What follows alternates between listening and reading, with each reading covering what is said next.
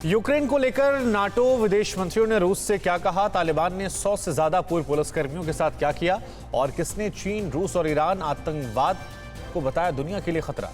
Global tension से जुड़ी तमाम बड़ी खबरें दिखाते हैं टॉप 9 वर्ल्ड बैटलग्राउंड में।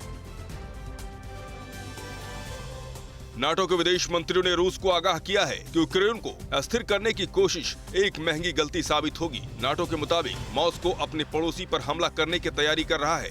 रूस ने यूक्रेन की उत्तरी सीमा के पास भारी संख्या में सैनिकों को तैनात कर दिया है।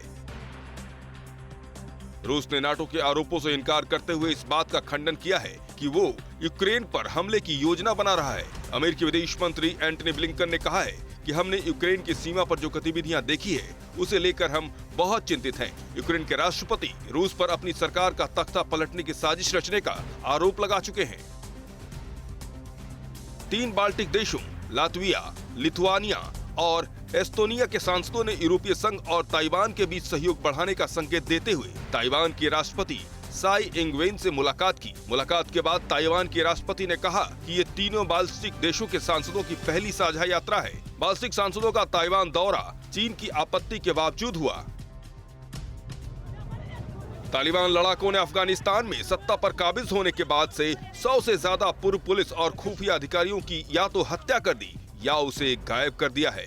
ह्यूमन राइट्स वॉच संस्थान ने मंगलवार को एक रिपोर्ट जारी कर कहा है कि समूह ने आम माफी घोषित किए जाने के बावजूद अपदस्थ सरकार के सशस्त्र बलों के खिलाफ जवाबी कार्रवाई जारी रखने का इशारा किया है। काबुल में लोगों ने फार्मेसी की दवा की कमी की शिकायत की है। बाजार में जरूरी दवाओं का स्टॉक कम हो रहा है। कई दवा कंपनियों ने काम करना भी बंद कर दिया है। इसके चलते मरीजों को भी काफी परेशानियों का सामना करना पड़ रहा है। अफगानिस्तान मेडिसिन सर्विस यूनियन के प्रमुख अब्दुल्ला कक्कड़ के मुताबिक प्रशासन को जल्द इस पर ध्यान देना चाहिए। ब्रिटिश खुफिया एजेंसी MI6 के चीफ रिसर्च मूड ने कहा है कि इस समय चीन, रूस, ईरान और आतंकवाद 4 बड़े खतरे हैं। मूड ने कहा है कि रूस, चीन और ईरान लंबे समय से इंटेलिजेंस कम्युनिटी के लिए प्राथमिकताएं बने हुए हैं। इसके अलावा चौथी प्राथमिकता अंतर्राष्ट्रीय चरमपंथ है। मूर ने चीन की इंटेलिजेंस सर्विस को लेकर कहा कि वो बड़े अभियानों को अंजाम देने में सक्षम है। ईरान और इजराइल के बीच धमकियों का सिलसिला जारी है। इजराइल ने ईरान के परमाणु केंद्र पर हमले की धमकी दी तो ईरान ने कहा इजराइल पहले खुद की क्षमता देखे। ईरान ने इजराइल के परमाणु हथियार बनाने में अमेरिका की मदद पर भी सवाल उठाए। ईरान ने अपने परमाणु करार पर वियना में फिर से बातचीत शुरू होने के एक दिन बाद कहा कि पहले हुई राजनयिक वार्ताओं के दौरान जिन मुद्दों पर बात हुई थी उन पर फिर से बातचीत होनी चाहिए, क्योंकि ईरान सभी अमेरिकी प्रतिबंधों को हटाने की मांग कर रहा है। ईरान के परमाणु वार्ताकार अली बाकरी और परमाणु प्रमुख मोहम्मद इस्लामी ने ये बात कही है।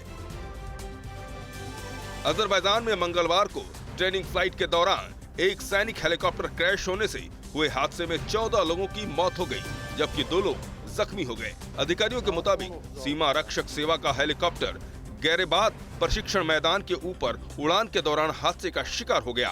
2 सरकारी एजेंसियां इस बात का पता लगाने में जुटी है कि ये हादसा कैसे हुआ। अड़ी सोमवार से शुक्रवार शाम 6 बजे सिर्फ TV9 भारतवर्ष पर।